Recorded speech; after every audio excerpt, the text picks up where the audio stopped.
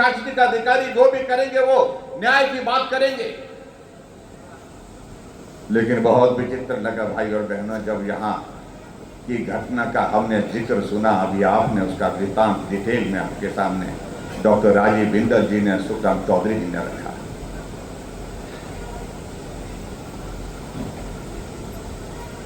किसी पिता की बेटी चले गई, मां की बेटी चले गई, वो कहां जाएगा? बेटी घर में नहीं है, कहां जाएगा? प्रशासन के पास जाएगा, पुलिस के पास जाएगा कि हमारी नौजवान बेटी घर में नहीं है। हम सब चिंतित हैं।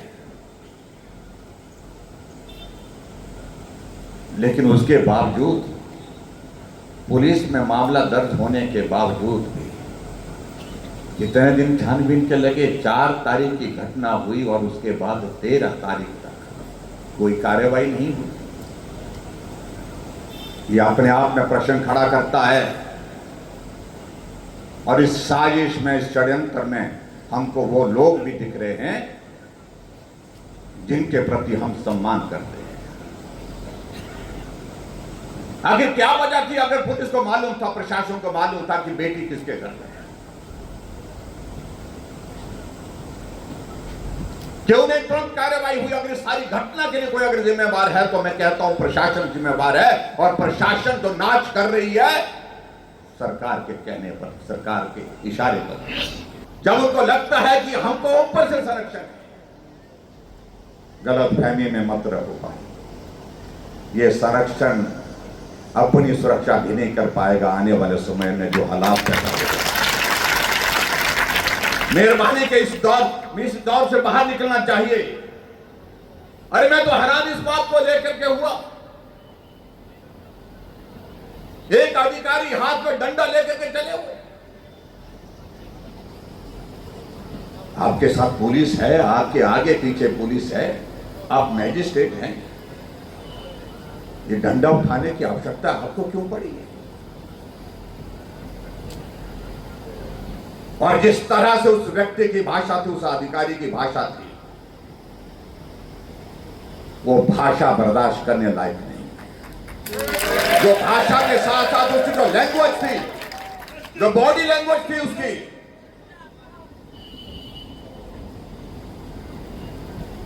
मुझे मालूम नहीं क्या नाम अधिकारी का है, कोई बोले तो चीमा है, कीमा है, क्या मालूम नहीं।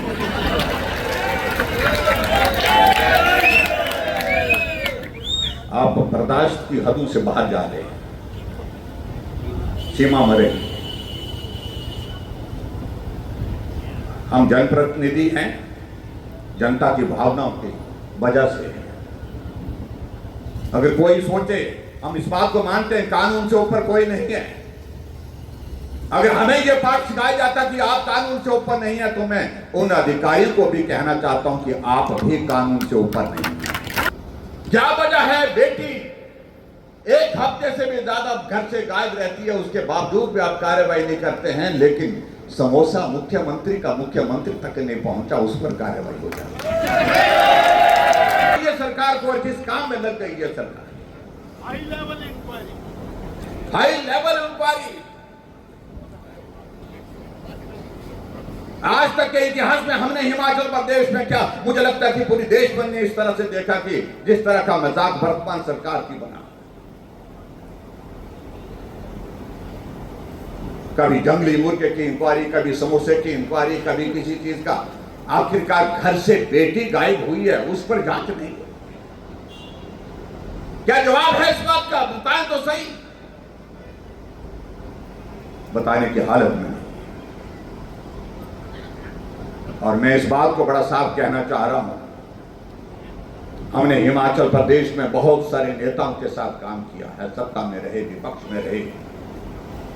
ये चीजों की हमको आदत है, ये धाराएं, ये सारी चीजें चलने।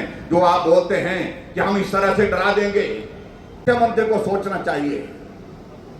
गिमिक्स की पॉलिटिक्स, ड्रामा करना, ये उछल कूद, ये पहली बार हम देख रहे हैं हिमाचल प्रदेश में। हम भी इस दायित्व पर रहे आप सबके आशीर्वाद से, लेकिन उसके बावजूद भी हमने जिम्मेवारी से काम किया। मैं हैरान हूं, एक मंत्री कहते हैं ये छोटी सी बातें बोलते हैं। ये प्यार मोहब्बत का मामला है। ठीक है, कहा हमारे साथी ने यहां पर, ये प्यार मोहब्बत का मामला आपके नजरिए में है, लेकिन आप भी अगर किसी बेटी के पिता है और बेटी घर से चली जाए तो क्या बोलेंगे? प्यार मोहब्बत का मामला है कि जाने दीजिए। यही सोच करके कोई कुछ नहीं करेंगे। क्या बोलेंगे आप कि अगर एक हफ्ता तक 10 दिन तक बेटी घर में नहीं है आपके,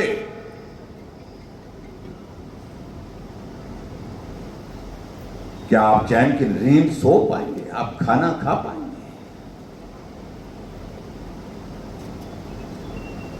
मुख्यमंत्री की हालत वो है, लेकिन मंत्री की हालत उससे भी परे है। ये सोच में विकृति है। इस सोच को ठीक करने की आवश्यकता में ये साफ कहना चाह रहा हूं। फिर बाद में उनको लगा शायद मैंने गलत बोल दिया, ज्यादा बोल दिया, फिर उसको लीपापोती करने की कोशिश कहा कि कहने लगे कि नहीं, पुलिस ने कार्रवाई करनी चाहिए थी। ये हमको सुना रहे हैं, आप बयान दे करके बोल रहे हैं।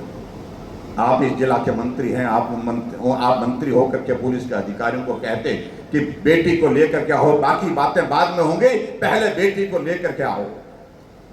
होना ये आखिरकार हो क्या रहा है ये सारी चीजें?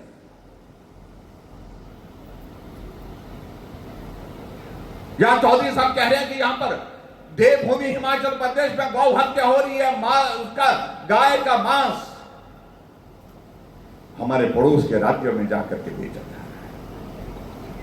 क्या ये बर्दाश्त के योग्य है? ये हौसले क्यों बढ़ रहे हैं?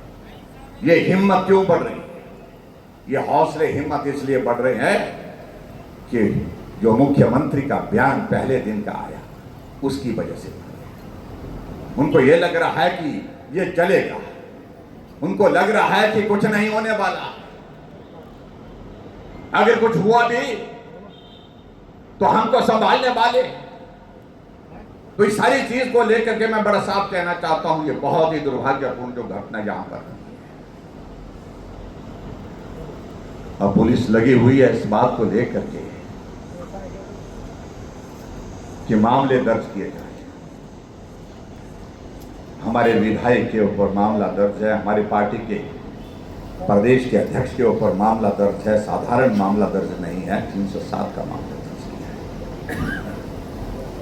आप लोगों में से बहुत सारे लोग साथ थे, इन्होंने जिम्मेदारी के साथ खड़े होकर के लोगों को रोकने का प्रयत्न किया, संभालने का प्रयत्न किया, और उसके बावजूद क्योंकि ये वहां पर थे इसलिए इनके पास क्या हथियार थे, इस वजह से 307 का सीमाएं बहुत टूट रही हैं। क्या हम इस बात का प्रश्न पूछ सकते हैं? क्या हुआ उन लोगों के ऊपर जो छत के ऊपर से पत्थर मार रहे थे?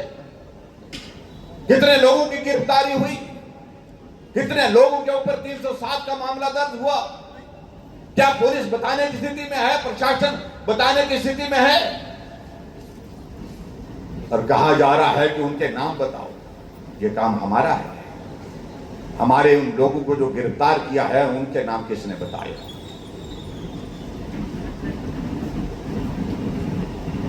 और अभी कहा जा रहा है कि ये दौर अभी चलेगा, गिरफ्तारी का दौर रात भर चलता रहा। 6-7 लोग, शायद 8 लोग शायद रात को गिरफ्तार किए हैं। आज हम यहां पर आए हैं तो कुछ लोगों की गिरफ्तारी की सूची और बनेगी।